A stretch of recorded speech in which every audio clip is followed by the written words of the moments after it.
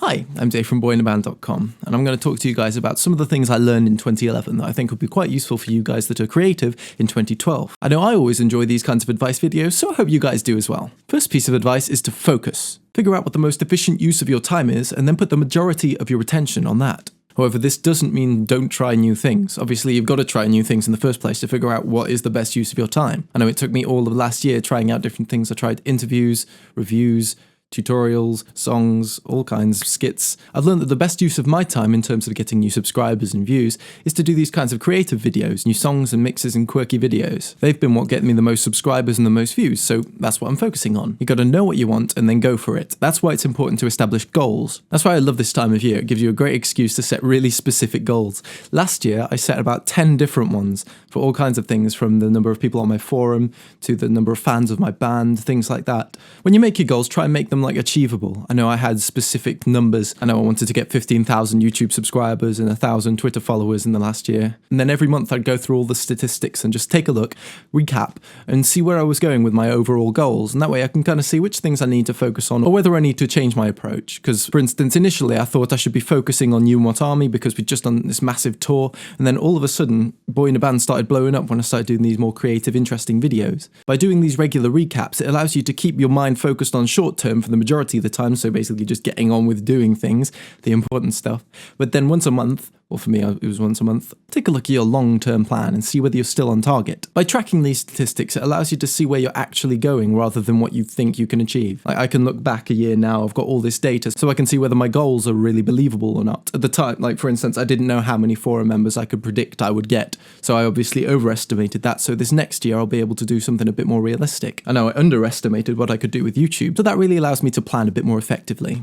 So yeah, focus, set goals, check them regularly with statistics. If you're a YouTuber, check vidstatsx.com, that's a really good one, or socialblade.com is another. Next thing I want to talk about is collaboration. Now this is a really big one that I learned in 2011 that I wish I'd learned sooner. Finding other people that are around your level and then sending them emails and asking if you want to collaborate is an amazing way of getting new followers, whether you're a musician or a YouTuber. Or a musical YouTuber. My first major collaboration last year was with None Like Joshua on the Sonic Dubstep remix we did. Again, I just emailed him, suggested that we do something together. We just chatted, came up with the games that we'd played previously because I thought that'd be a fun project to work on. We settled on Sonic, I wrote the beat, and then we worked on the lyrics together, and blam, we came up with this idea that both of our audiences would like. If a video is more popular, it's likely to be near the top. So by working together, directing all your traffic to the same place, you get more traffic than you would have otherwise. The other bonus is that you're crossing over your fan bases. So, for instance, before the 18th of November, which is when I released the Sonic Dubstep remix with Josh, I was getting about 110 subscribers a day, something like that. And then, boom, it shot up on the 18th and 19th of November. In fact, that whole week is between 150 and 200 subscribers per day. So instead of just releasing a video to my subscriber base just like normal, first of all, I didn't have to do all the work for the video. Second of all, I got extra subscribers than I would have. And third of all, the video got much more views than it would have otherwise. So if you're not already doing collaborations, it is the best way that I can see to get new followers. The other thing I've learned, I've been collaborating with some other great producers with tracks that I'll be releasing this year. I've learned so many different techniques from talking to and seeing how these producers work. Same with YouTubers, seeing how they write scripts or how they produce their videos. It gives you a completely different insight into another way of working, and the more of those insights you're exposed to, the more you're going to learn, the better you'll be. It's a fantastic way of broadening your horizons. And you make a friend, yay! And along those lines, it's really important, if you've got a Twitter following or Facebook following, something like that, to share other content that's not just yours with that audience. So for instance, over here we've got Frank. Frank makes dubstep rap. He made a Final Fantasy dubstep rap remix. It got quite a few views. And over here we've got Bob. Also makes dubstep. Bob saw the remix, thought, oh, well, this is the remix apparently. Thinks, oh yeah, it's really good. And then he shares it to his Twitter followers. He's got 2,000 Twitter followers. Say, yeah, guys, check it out at Frank. That's pretty lucky. He actually got at Frank. At Frank made this amazing video. Check it out. A bunch of those go over to watch it. And then obviously at Frank will see in his mentions that Bob sent over that audience. So he'll check out Bob's stuff. And then a month later, for instance, Bob releases a video that goes semi-viral about robot cat dubstep, and then Frank sees it and he happens to have a robot cat, so he thinks it's really relevant, so he shares it with his Twitter followers, and then Bob gets the benefit of all that audience as well. And if you can keep as many of these relationships going as possible, then you can benefit from lots of different audiences watching your video. So don't be afraid to show people other people's content. It's not a competition, everyone's helping each other out, particularly on YouTube. It's a fantastic place for collaboration. So yeah, collaborate with other producers because you can get more of an audience, you can learn from them, and if you share your stuff as well through other channels, like less permanent channels, if that's a way to describe it, kind of Twitter and Facebook, those kinds of things, that kind of networking really helps everyone involved. All right, next up, keeping motivated. First thing to remember is that those goals that I mentioned right at the start are really useful when it comes to keeping motivated because you can easily keep track of your long term.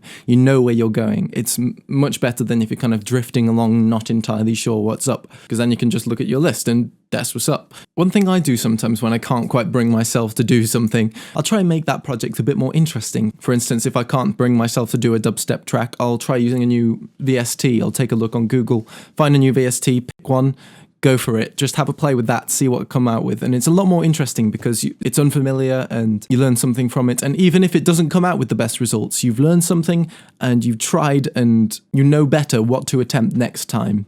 So yeah, don't be afraid to step out of your comfort zone is I guess what I'm saying. I know a couple of months ago, I was basically nocturnal for 2 weeks because I've found for some reason I was writing really well at night.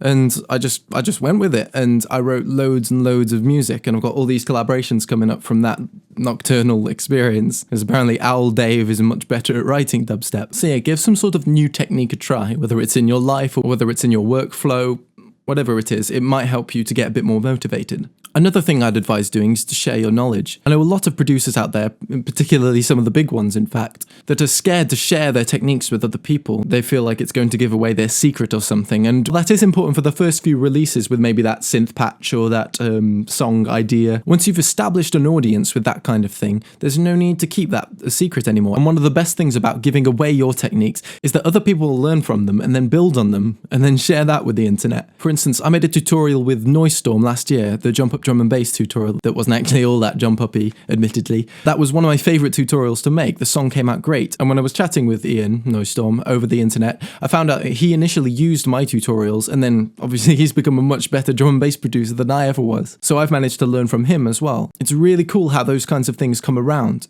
Also, I think that you're only as good as the last song you put out. If you're sharing everything you figure out of it after you've used it, then it gives you that kind of pressure to feel out some new things, and that pressure is motivating. It's like a deadline. A deadline even motivates the laziest kind of people to get something done at the last minute, admittedly, but it does get something done. On the subject of deadlines, if you can say to your audience that you're going to release things on a regular schedule, after you've done a few of them, that will motivate you to keep going as well. Because you'll see people come back for those videos, and you don't want to let them down. So if you're looking to grow at a fast rate, rather than just kind of as and when, then set yourself a schedule. I do once a week, every Tuesday. I try and go for that, and then any other tutorials I can fit in the meantime. And then do your best to stick to it. And those deadlines will help motivate you in a kind of painful but necessary way to get your content finished.